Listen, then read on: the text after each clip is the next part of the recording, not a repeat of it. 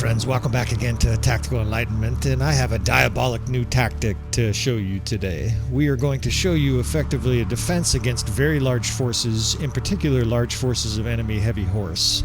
A lot of times you can sort of funnel them in situations if you have archers, but I'm going to show you how to defeat them in the open field without a lot of archer support. In fact, archers aren't really even a key to this solution. The main idea, of course, is the inside ring of hell here. We're going to have a ring of cavalry that's going to be protecting us from the speed of the heavy horse. Right? We want to slow down the enemy heavy horse so that they can't come at our guys at full speed. And inside this inner ring of hell, we are going to have shock troops, right? The demons of Bannerlord, these two-handed axe-wielding guys. I don't know anything else that makes me think of demons and murder more than a guy with an axe.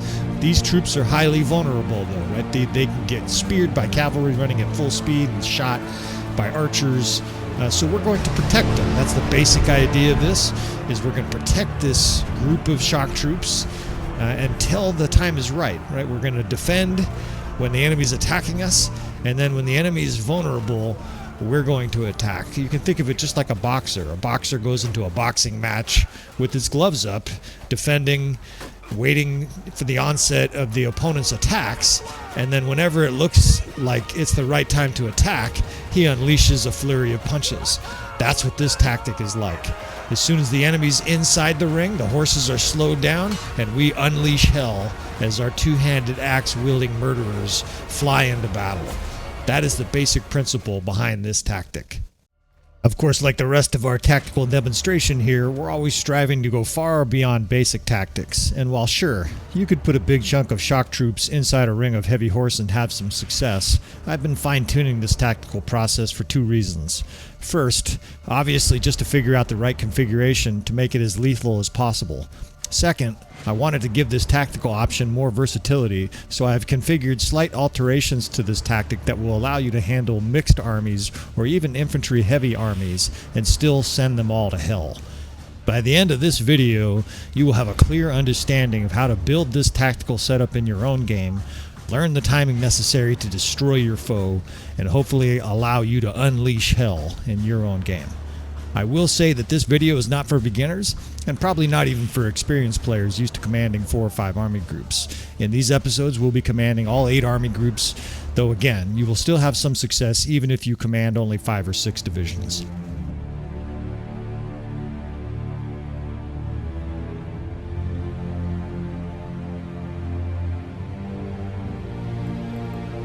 Alright friends, welcome back again to another episode of Tactical Enlightenment. This YouTube channel is dedicated to big battles, and we are on the verge of a big battle here. We are also continuing to work on different tactical evolution.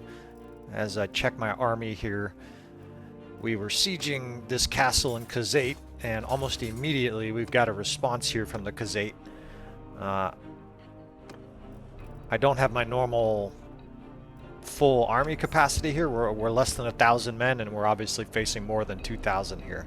So this is going to be quite a challenging battle, of course, against the very, very painful horse archers. We've got our elite companions, though. Whoops. I meant to go to... Here we go. We're going to run on normal player damage. We've got our elite companions, and we've got, you know, about 60 maybe or 50 total Battanian Fiend champs to counter these Khan's guards. So we'll see how this goes here.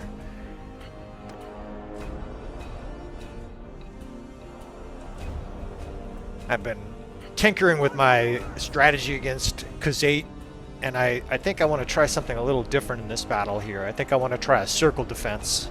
I'm going to try to use a circle near the edge of the lake here.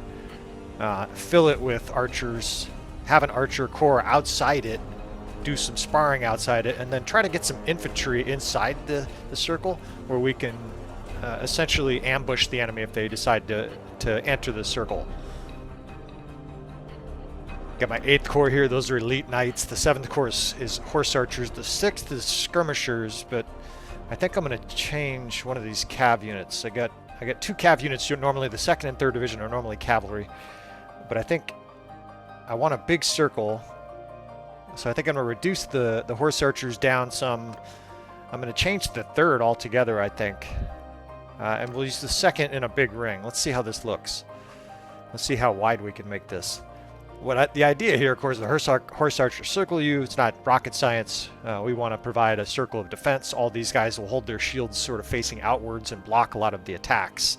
Now you are vulnerable because it's a thin line, so the enemy can get inside. But what I'm thinking is that the enemy, when they get inside this ring, they'll be moving really slow, or at least slow down, right? They won't be able to charge through this shields here, the shields and armored heavy horse. And then we can attack them with infantry. So I have a number of shock troops. Shock troops is something I just learned the word for like a month ago. Basically, it means guys with no shield and a big two-handed axe or a two-handed pole arm or something like that. We're going to shift our shock troops into this 3rd division here. Essentially make, you can call them like a Punisher division or something like that. But this, I'm going to try to make it bigger. This 40 or 50 guys sitting inside this circle will have some defense from the outside heavy cavalry. The shields, of course, protecting them from at least some archers. And we'll try to keep them in a compacted mass until the enemy's in here. And then we can break out, go from a square or a tight formation into a spread formation and then have them attack, have them charge, keeping them inside the circle. We've kind of created a battlefield within the battlefield. I'm going to use the 1st division here just as an extra wall of shields. Of course, we know the horse archers will tend to charge to our left. And then the skirmishers we can place towards the rear, and that'll be another line of defense for us. You can see it's almost like we're building a castle in the middle of this grassy, snowy field.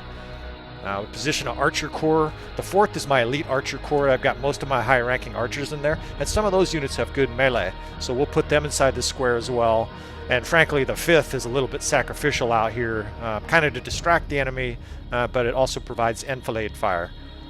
I've got the 7th horse archers. I'll probably be dragging them around, and then the 8th corps we can also anchor outside the ring. I don't want to have too much traffic inside the ring because then I can't really even see what's going on. Also, you don't want to have too many targets for the horse archers to shoot, because if it's too thick inside the ring, I imagine they'll just fill the ring full of arrows and everybody will be killed. You're going to hold fire here. This little hill is not ideal because these guys are effectively going to be vulnerable. But if I can tuck my infantry division close to that wall there, that's the 1st infantry, and then a wall of, the outer wall of this ring of defense, those guys should take relatively few arrows. This is still going to be a bitch. We're facing a huge Khuzaite force here. In my campaign, I run 3 or 4 different mods that make the game harder. And I know that seems crazy to some people just starting to play the game. Once you play the game for a while, the game does become easy enough that you want a greater challenge. So we have a mod that makes the enemy's troops higher quality. It effectively upgrades their troops at a much higher rate. All troops get upgraded slowly over the course of time when they're in an army, right? They're learning the ways, they're marching, they're seeing battle supposedly.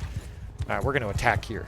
But this mod makes the enemy troops level much faster, so they'll have much higher ranked horse archers here than you would normally see, which of course is going to make this even more difficult. Look at all the Kongsguards everywhere. I just see Kongsguard, heavy horse archer. It's going to be almost all high-tiered troops. But we've got our nice little archer wings here. The 8th Corps is pounding them as they come around the flank here. And I'm just going to be doing as much skirmishing as I can until my health is low. When my health is low, I'm probably going to join the fellas in the center. I can hide behind some shields. For now, though, I got to put my pole arm to use. And there's not much to this tactic, except this. They're moving their infantry up. We're going to have to deal with that. I hadn't really expected their infantry to charge. We're going to deal with that. We're going to pull back the 1st and 6th. We'll move our guys back in the ring here, lure the enemy in. Hopefully it kind of spreads out their infantry, and then attack them with this archer wing, the 4th, the 1st, and the 6th all at the same time. Let's hammer these boys. Let's show these boys what infantry is all about.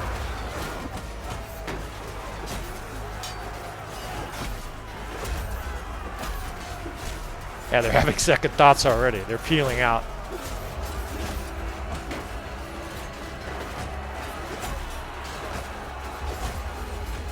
All right. And my troops are starting to get a little bit precariously towards the edge of the ring here. We don't want them to go outside because they're going to get shot. So we retrieve our guys. We pull them behind these heavy horse. You see the arrows just landing on the shields over and over again. We're going to protect these death-dealing guys behind this wave of heavy horse. I don't really see too many of their cavalry entering the ring, which doesn't surprise me too much. Yeah, kill that fucking guy. He's on the ground. There, he's dead. Because, of course, they're mostly horse archers. They will charge at some point, and then we'll deal with them in the ring. But for now, it's skirmishing outside, protecting the infantry inside, and just hoping that they don't kill too many of our troops at range. I can help here by killing some Consguards. Every other guy, Consguard, heavy horse archer, Consguard. If you're interested in this mod, if you want to make your game difficult, if you're a sadomasochist like me, please see the video description details. So far, so good, though. I mean, the screen, the upper right corner, I refer to it frequently, has been heavily green so far, despite this horse archer onslaught. They still seem enthusiastic, though. They're fucking roaring. This is a mod I just downloaded, and I've had some trouble with. I've kind of had to disable it at parts of my campaign, but it's working better now. It basically provides more battle noise for the battle. Also, please see the video description for details. Now, notice their archers are kind of way back here. That's certainly helping. They're shooting us kind of at deep range, but they're not going to do a lot of damage way out there. This is more heavy horse already. Fuck. They got skirmishers in there, too. We got to pull back here. 300 horse archers. They're like fucking mushrooms. I keep killing them. They keep coming back. All right, we got to tackle these guys. I see them starting to inflict some losses. Let's get in here. Break out the fast axe. This is oh shit. This is highly perilous for me, but I think it's necessary. There's just no way we could shoot this many. For some reason, we don't have that many archers in this battle. I typically have about 120, 150 archers in a battle like this, and I have like 60. So I don't know.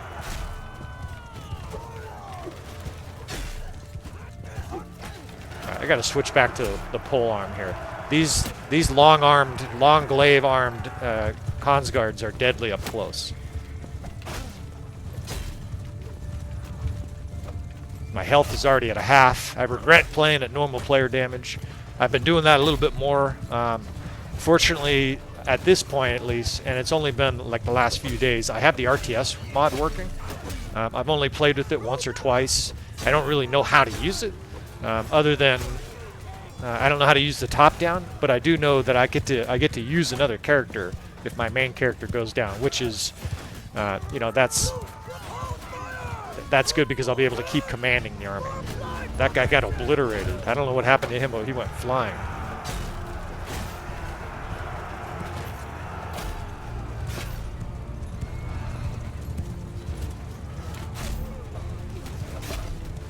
It's just endless fucking horse archers.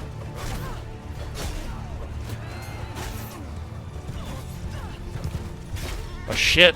Oh, I just mowed down one of my companions. Oh well, she's probably cheating on me. Yeah, that's right. I consider all of my female companions basically my harem, and all of their children basically mine. I'm basically, I'm joking of course, but I'm basically a medieval polygamist, so all their children I just assume are mine. I don't know if you what you guys think about that, but that's how I roll. If we're gonna play a fantasy game here, we might as well have a fantasy. Alright, we are charging with our second cav at this stage. I want to try to make a dent in this horse archer corps. So I brought these guys up in shield wall, and we're making a quick sally attempt here. I'll probably pull back into a ring, especially since they're trying to get behind us here. But I feel like I have to reduce this horse archer corps sometime. I can't kill them with my infantry unless they come to us. They're not going to cooperate. Fuck you. So we're going to try to put a dent into these guys here with our only mobile unit. All right, our guys are very vulnerable. It feels like an open net situation at hockey, but it is what it is. I'm in a bad situation here, trying to make the best of it. Very messy battle. I have almost no archers with ammunition left. These guys are all just basically in defensive squares. I need the enemy to come attack us. It actually kind of reminds me of the situation. A quick little 30-second history, a little brief here. We'll cover. So the Spanish Armada. Some people have heard of that from the 1500s and the Elizabethan era. Was a really funny attempt by the Spanish to take over and conquer the British. They were upset because at that point England was leaning, well, not leaning, but they were definitely getting away from the Catholic Church, right? Henry VIII had already separated them from the Pope. And so the Spain, with other countries, were unhappy with England, and effectively they decided to invade and try to depose Queen Elizabeth, who was a Protestant. So they sent this armada of ships. The reason it's funny, don't worry, there's a point to this story. They sent this, here we go, these guys are coming in now, we like that. They sent this armada of ships towards the English, but they were using old-fashioned strategy. They wanted to try to grapple with the English, right? They were going to board the English ships, swing on their ships like pirates, and fight them hand-to-hand. Well, of course, that plan required the English to cooperate with the fucking Spanish plan, which is just insane. Incredible stupidity. I'm sorry if you're Spanish and I'm insulting your heritage, but it's amazing that was their strategy, that they were going to wait for the English to come close enough to them so that they could attack them with their huge force.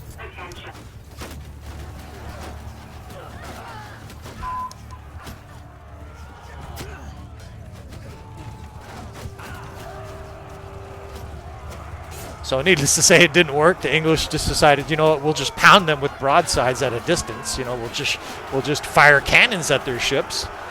And even though the Spanish had a much larger force, a huge amount of infantry were on these Spanish ships, something like 15 or 20,000 troops, the English basically just destroyed this force systematically. As I hide here in my square, my health is precarious. They just systematically destroyed this armada just by shooting it and attacking it. Their armada was too slow, and the English totally devastated the Spanish attempt to conquer England, to invade England. It's a very funny episode of history. Fact really is better than fiction, by the way, folks. Grab a great history book and enjoy. But that's what this kind of feels like. Right now, my strategy revolves a little bit around having the enemy come and attack us. Well, here they're cooperating. They're probably low on ammo, and so they're coming through our ranks here. We charge. Let's fucking devastate these boys. None of their horse archers make it home, just like the Spanish. Kill them all. Green screen of death. A lot of these horses are getting stuck on the way out, and then they're getting axed. All right, back into our shell we go here, our little turtle. I'll take these little historical forays sometimes. I apologize if it annoys some people. I'm a huge history buff. And I also think there are a lot of parallels to history, to real life, and to combat in games like Bannerlord. So if you don't like it, all I can say is, turn the volume down or whatever. I won't do it too often. Some people enjoy it, so, and I like talking about it. I just think it's a funny part of history. So here we are in our Spanish Armada. We're waiting for the English to come board our ship, so to speak. But this is not intentional so much from stupidity or a lack of pragmatism. This is because I don't have enough arrows to attack the enemy. This would be like if the English had no cannonballs. Well, then of course they'd be fucked, right? Because they would have no ability to stop the Spanish Armada. We're basically forced here to sit in this situation and wait for the enemy to come to us. I don't have enough ammo to shoot at them. I don't see any reinforcements. Their infantry's coming, though. Good. I'm glad. We're happy to play. It's not... it's some infantry, but it's a lot of cavalry, too. That's fine. We like cavalry. Our two-handed weapons eat cavalry for fucking breakfast. These guys are all stuck. Their momentum is killed. This strategy is working.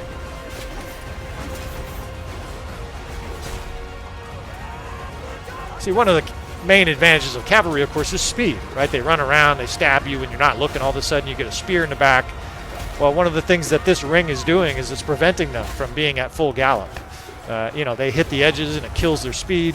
Anybody who's ridden a horse in Bannerlord knows it takes you a while to gain speed, and they can't gain speed here. They can't get up to speed. It's a speed bump. Then we give them a ticket called death. All right, we're dragging their infantry in here because I want more range, more area to attack them. We've got the 4th, 5th, and 6th to attack them. It looks like we just got reinforcements, which is beautiful timing. I'm going to drag these guys back towards reinforcements. Hopefully, it looks like they're mostly infantry reinforcements, which is just fine with me. We're in an infantry battle. Charge, boys. Let's annihilate these Sturgians.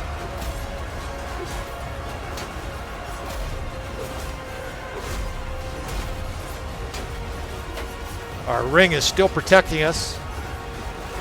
And inside here, we basically have like a kill box of our own to deal with this enemy force. My health is very precarious, but I'm not about to go hide in a square somewhere. We're going to fight it out with our men. They're getting dropped too.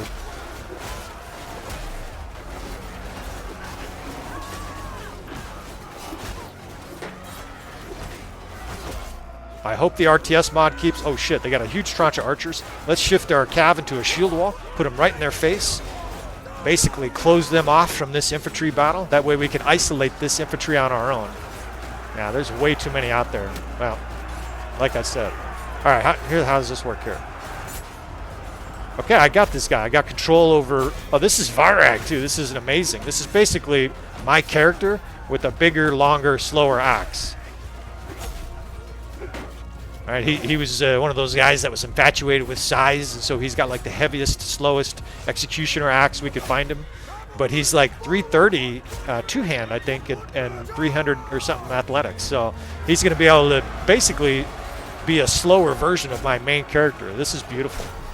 This is the first time I've had this happen in an RTS battle, and I can see what all the hype is. Okay, so the enemy's charging up with infantry and archers, but we're going to try to kill these horse archers. They're all bound up here for some reason. And we're just going to barrel in here and try to fucking kill all these horse archers. Anytime they're not moving, again, like I said earlier with that ring, they're just basically toast. Like one shot, every single guy dies to one hit. I kill their horses with one hit, and it's just destruction.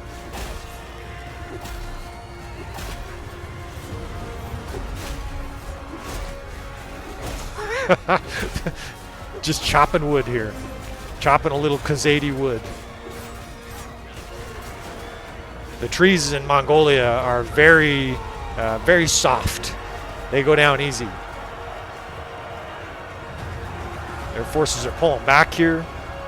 They've got a line of infantry here. We're very eager to face infantry. Oh, he can get on a horse. I wasn't sure if he's going to be able to get on a horse.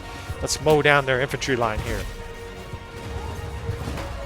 I've got a few 8th Corps companions left. Some of my higher rank companions are still alive, which is awesome. That ring shield wall there probably really helped with that, right? It helps defend. All right, let's do some horse archer killing here. These guys are coming in. Got an infantry division. I have no archers at all. I have 6 archers.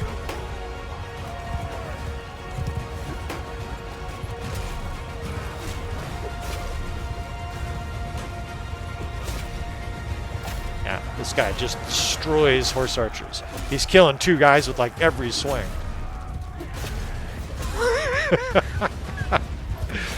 He's slow. I mean, his axe speed is slow compared to Zuvan. My main character has a lightning fast axe, but it's short and it doesn't do as much damage. Sometimes it takes 2 hits to kill people.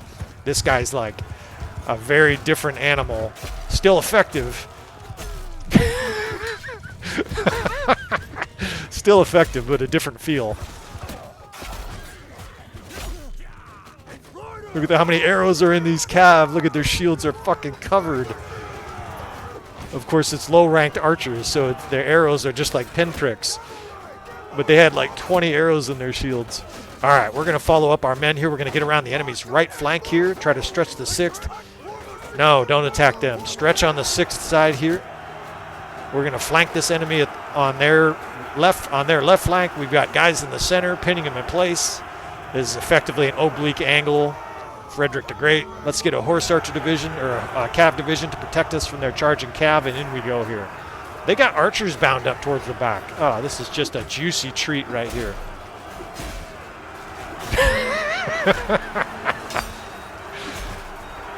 I mean, they have no chance fighting like this. I don't know if they're out of ammo or couldn't spread out in time, but either way, they're fucked. They might be out of ammo. They've been shooting at our shield wall for fucking 20 minutes. And this is just an absolute treat. to just wade through here. It's kind of interesting too. I get a little perspective of what my companions' combat skills look like. Slow but effective.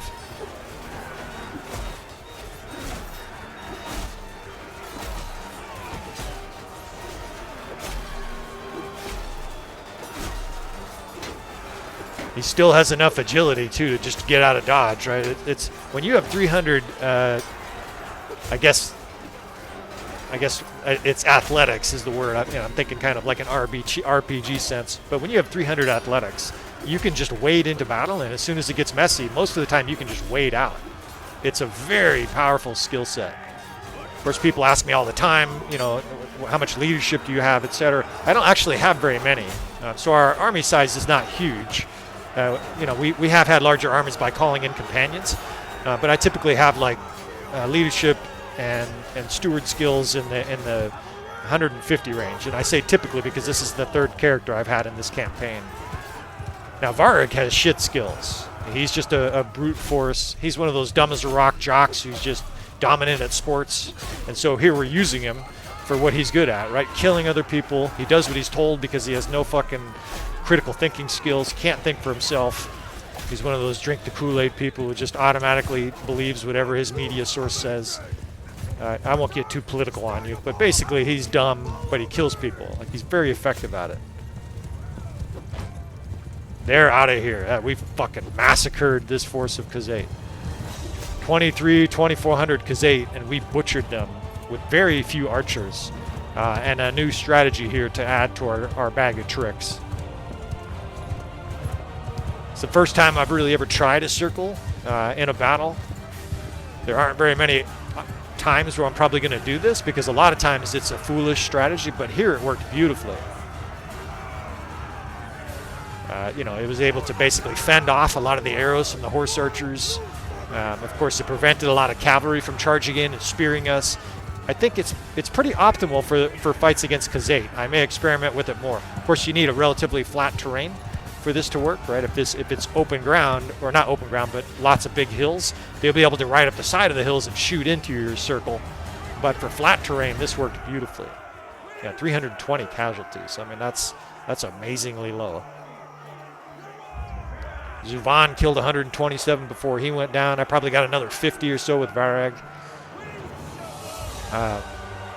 That was highly enjoyable. Hopefully you enjoyed this battle. Hopefully it gives you, some more inspiration to continue to tinker outside the box of the tactical norm.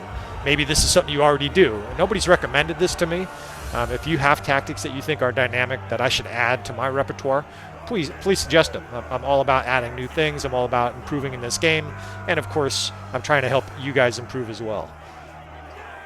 So let me know what you thought of this video. Let me know what you thought of this battle and these tactics. Maybe you've tried something that works even better in conjunction with the circle.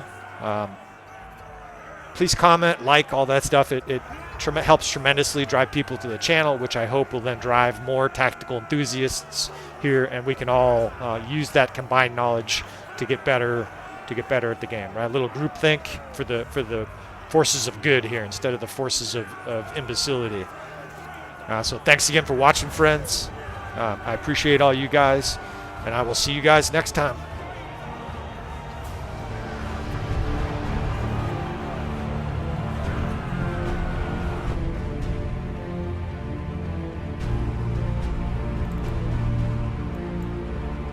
Alright, so it works with an elite veteran army like my army in my campaign, but does this work in the custom battles? So we're going to have 3 battles here using the Asurai. You can see equal quality troops for each size, and we're going to give the Vlandians a lot of heavy horse here so that it's sort of your prototypical challenge in the open field.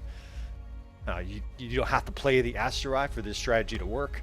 I would say it would work for any of the kingdoms except Khuzaite because, of course, they don't have shock troops. Shock troops is essential for this strategy.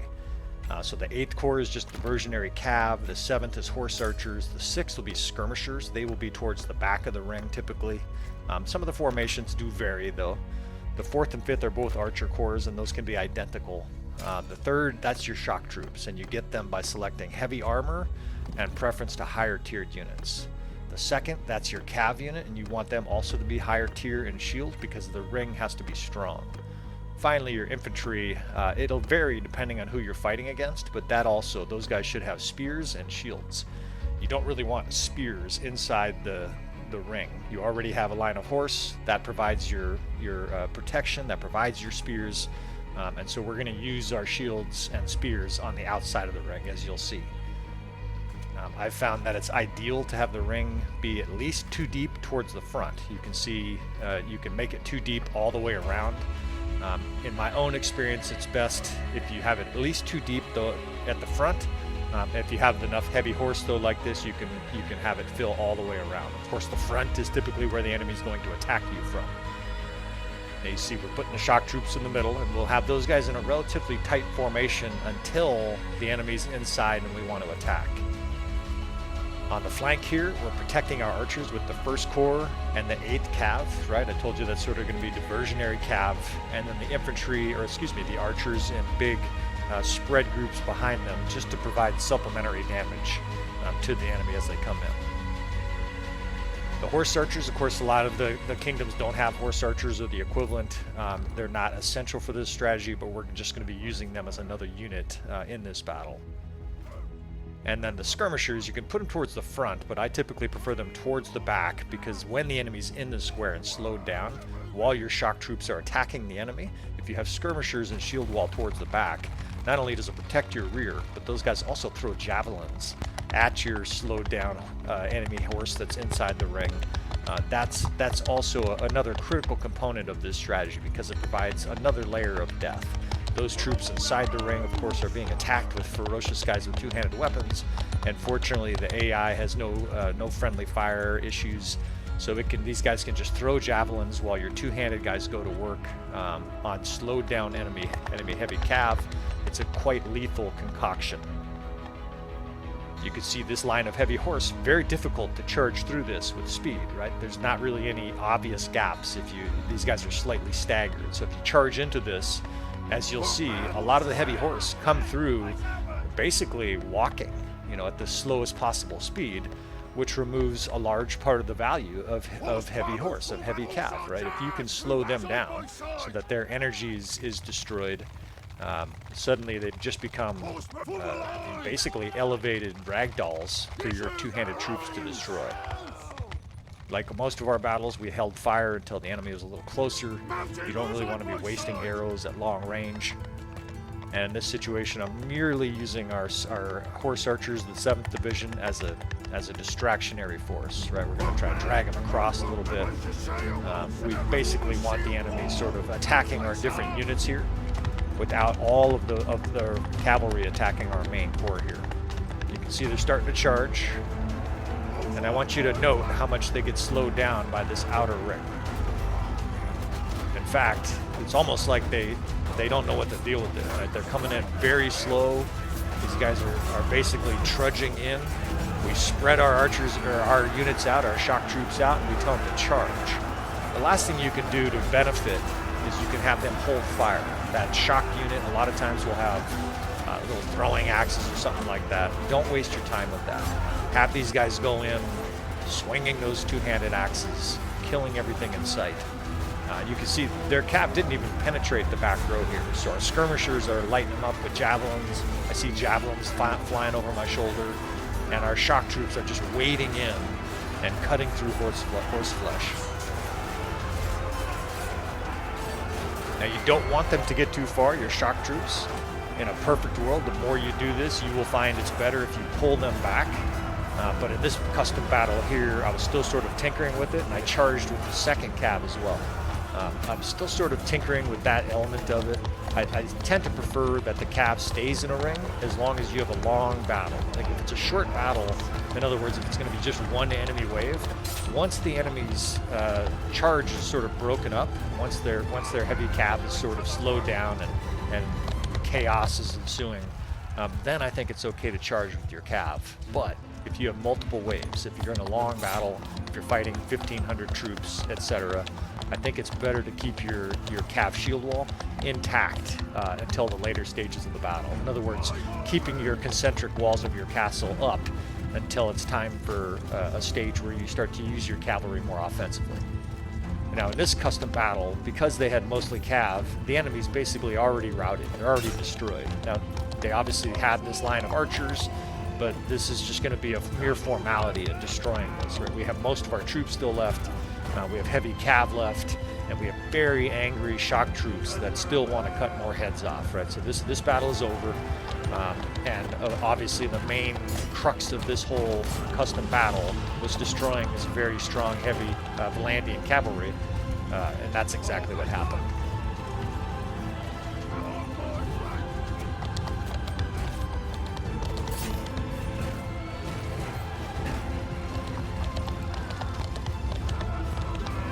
Again, I'm not even going to play this out to the very last throw here. You can see how effective this was. You can see our power bar, the yellow-orange bar towards the top there.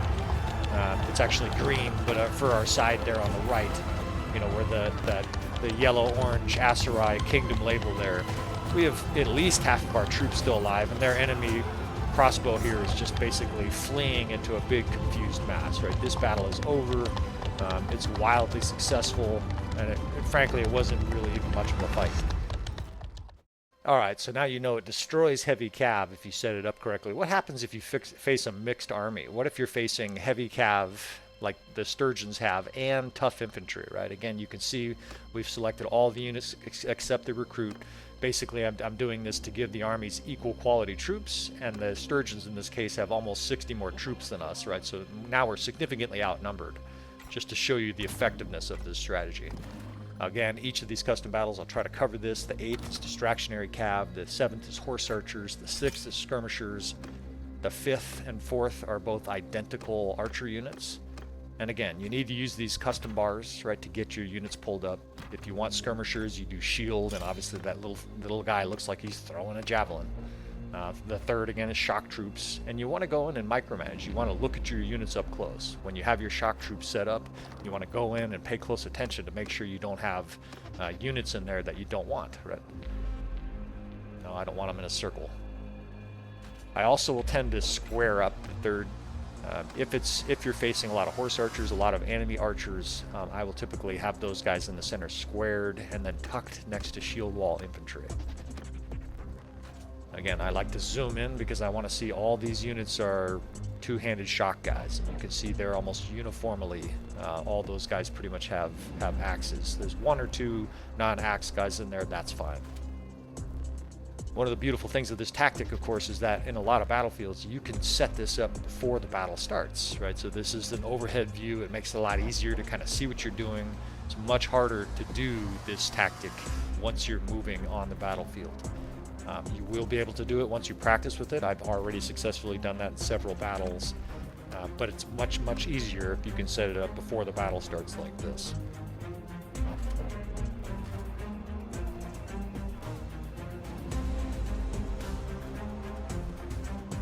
So when you're facing infantry, one of the biggest differences between facing a mixed group of infantry and cav is that that infantry is going to wade in, and you need some way to sort of distract them while your 3rd Corps goes to work on them.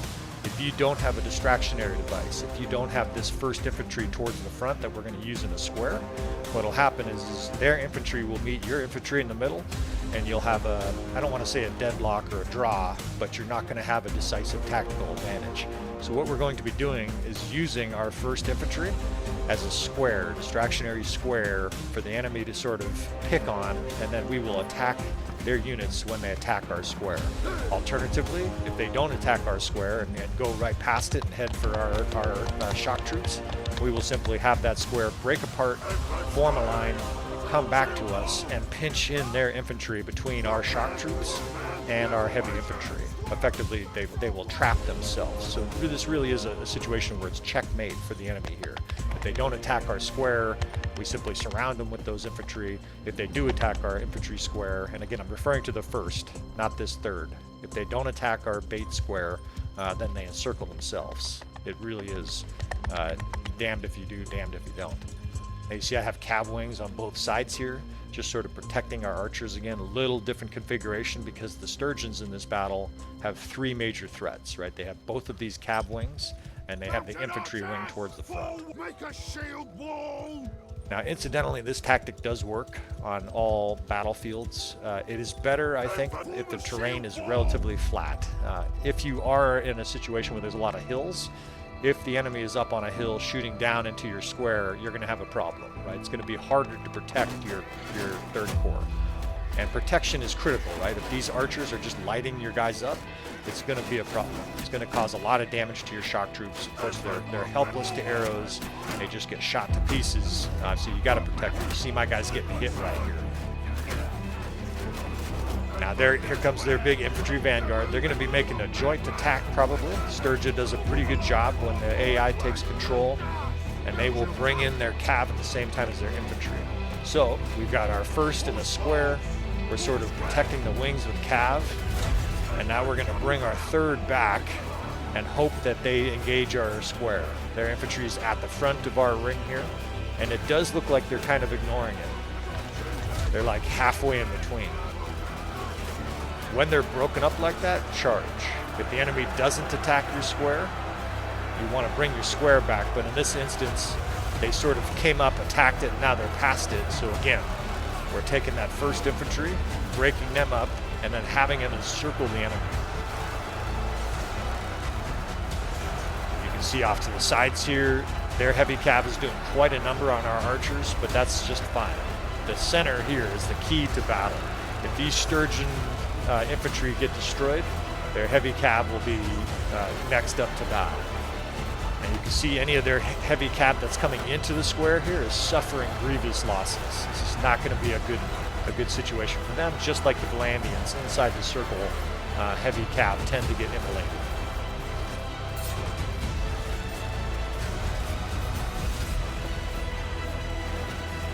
You can see the death spam starting to really add up as the shock troops get a hold of the units. You will notice that happens in battles. Initially, there's losses on your side as you take archers, arrows in your shock troops, and eventually then your shock troops come to grip with the enemy, just like they're wailing away on those guys. And the next thing you know, the screen starts to turn very green as your troops annihilate everything they can reach.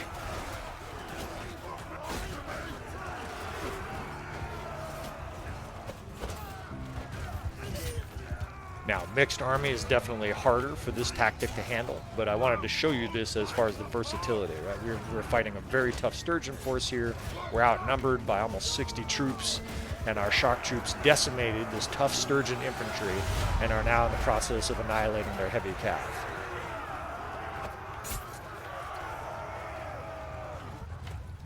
At this stage, they have just a handful of heavy horse left. You can see the power bar is now tilted considerably into our favor. Their infantry is routed. And again, just like the first battle, it's a mere formality now to mop up their archers. Just tactically, if you're curious, how to minimize losses, of course, we're going to bring guys up a shield wall.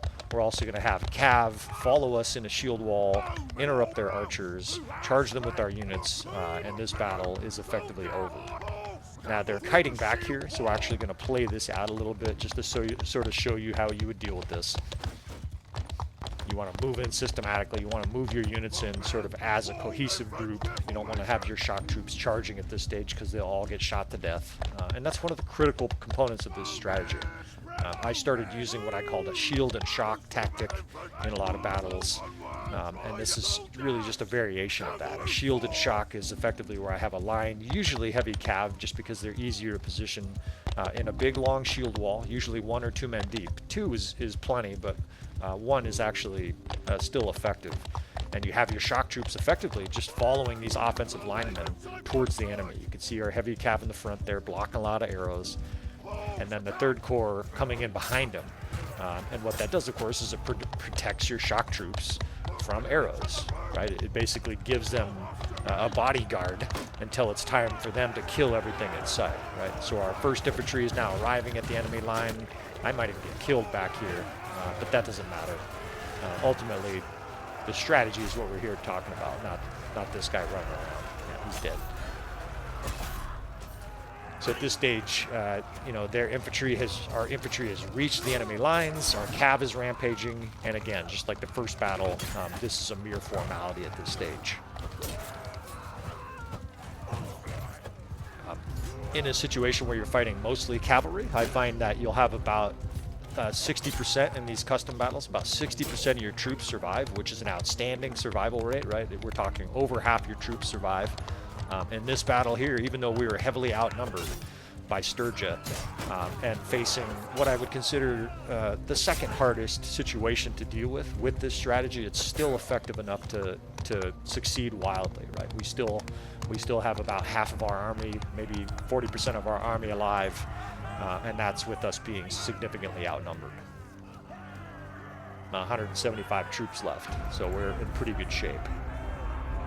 Alright, so in our third battle, we're going to fight the Khuzaite. Khuzaite, of course, represents a difficult challenge with their horse archers, but with our circle, we are quite prepared to defend to that. As you can see before, we have all the same units except recruits, and we're going to give them a large amount of horse archers and about 60 more troops than us, so we're very significantly outnumbered again.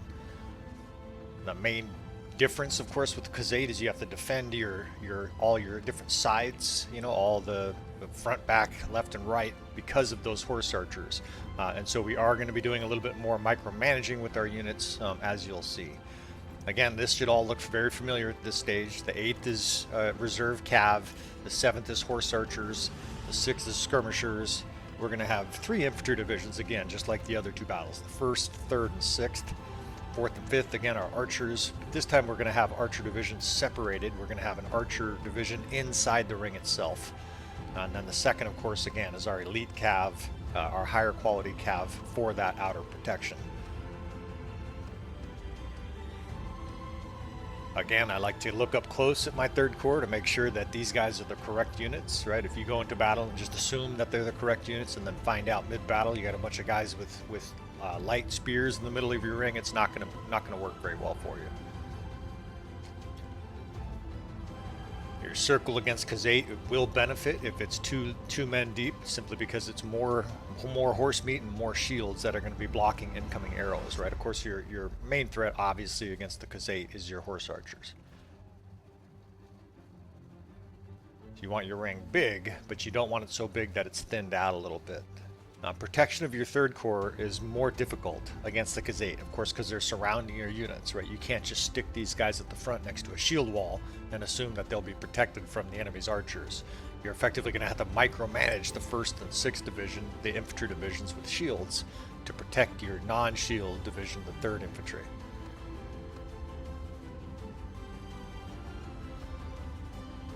Now, what I've done here also is I've selected my higher tiered archers, and we're going to put them in the 4th Corps, and they're going to join us in the circle. In this instance, because again, Khuzaite is circling us, I want these guys to have a little layer of protection from heavy cav charge, but also protection from enemy arrows, right? If they're surrounded by guys with shields, with tall horses, there's a chance that an arrow won't hit those units. Instead, it'll hit something more armored. You don't want your archers getting lit up by horse archers because the battle will go very badly.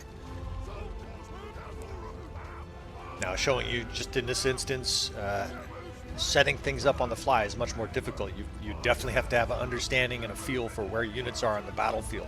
Either that or use a slow motion until you get much more experienced with it. The reason I'm doing this is because I didn't want to fight at the very back of the map and give us that sort of tactical edge that you can use against the Khuzaite. If you're in a desperate battle, or you don't mind sort of the feel of that exploitiveness of it, just fight Khuzaite at the back of the battle. The whole battle becomes much, much easier. So our main job in this battle is effectively trying to protect these guys, right?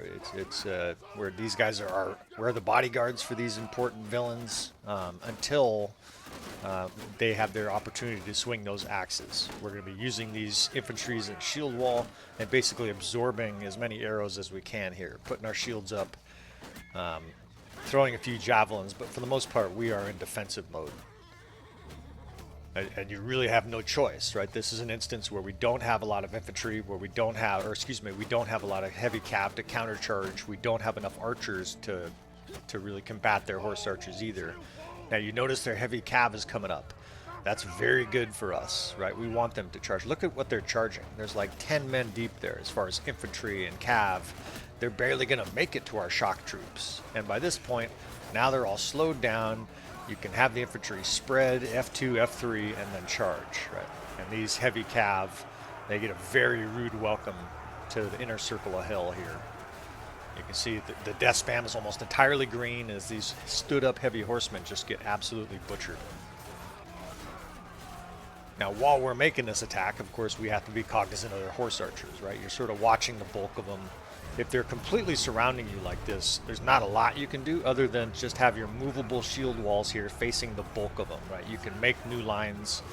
You want to form your units from left to right when you stretch them out, because that way they'll be facing the enemy.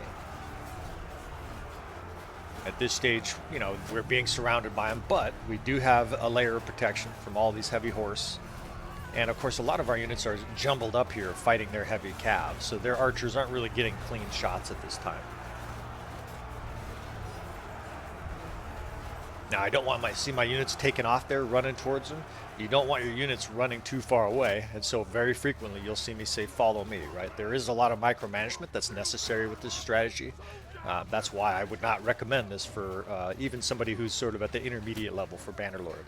If you're not very comfortable commanding 5, 6, 7, 8 units in battle, I would continue to practice some of the tactical things that we've shown on our channel that are a little easier, and then get to this stage once you've played it a bit more.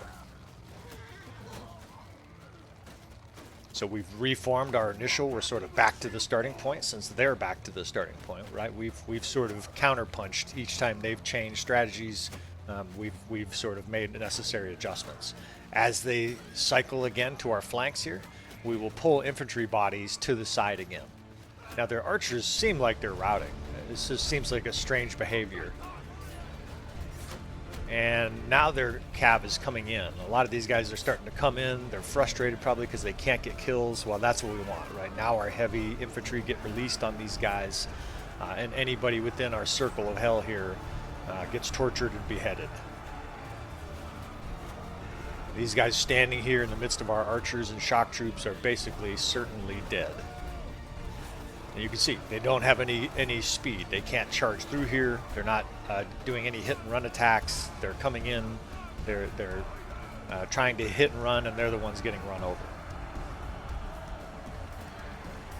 All I see are hundreds of horses without riders running off into the back of the map. And again, just like the first two battles, at this stage, the battle is a formality.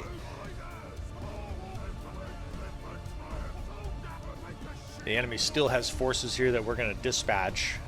They've got like 80 troops between the archers and whatnot, but we have at least 180, maybe 220 men still surviving. And destroying this force is going to be a mere formality.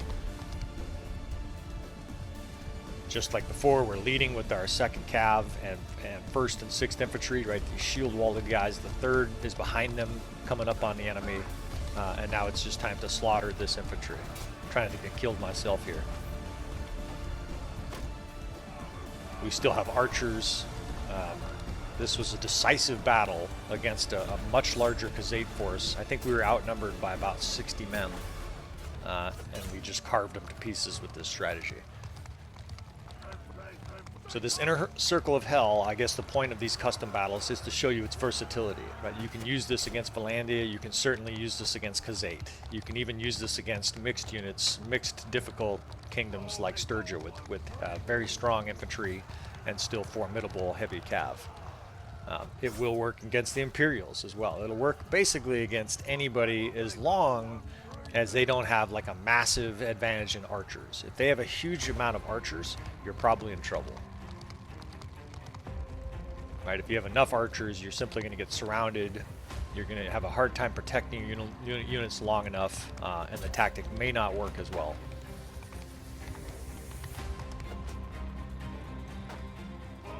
Now, this battle actually ended up taking another 3 or 4 minutes as we just chased around these formidable Khans guards, but you get the idea at this stage. You can see the power level. We have like half of our troops still left, and the enemy's all but destroyed.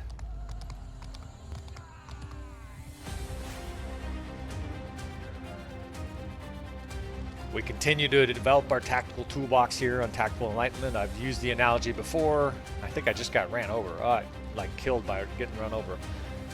the more tactical tools you have in your tactical toolbox, just like a very good mechanic, the more ability you're going to have to fix something when it's wrong. Or the more different chess moves is the other analogy. If you know 12 chess moves, 12 starting chess opening moves, and I know 40, I'm simply going to beat you most of the time, because not only do I have a lot of moves you've never seen before, but I know all your moves. I know how to counter your moves. I know how to deal with your threat. See, Khan's guards. These guys are fucking so savage. Basically, the more knowledge, the more ability you have to adapt to the situation, the better prepared you are going to be able to handle whatever comes at you in Bannerlord. And that's what we continue to try to do here on Tactical Enlightenment. We continue to try to broaden the horizons of people watching the channel. We continue to try to show you interesting new things, and of course some of these strategies and tactics I get refined through the help of you fine fellows on the channel here, whether you're a subscriber or just a one-time visitor. Again, I want to say I appreciate you fellows. Thanks for all the suggestions over the last 6 months. Please comment if you're interested in seeing something specific. I hope you enjoyed this video. I hope you enjoyed your little visit to the inner circle of hell, and I will see you friends next time.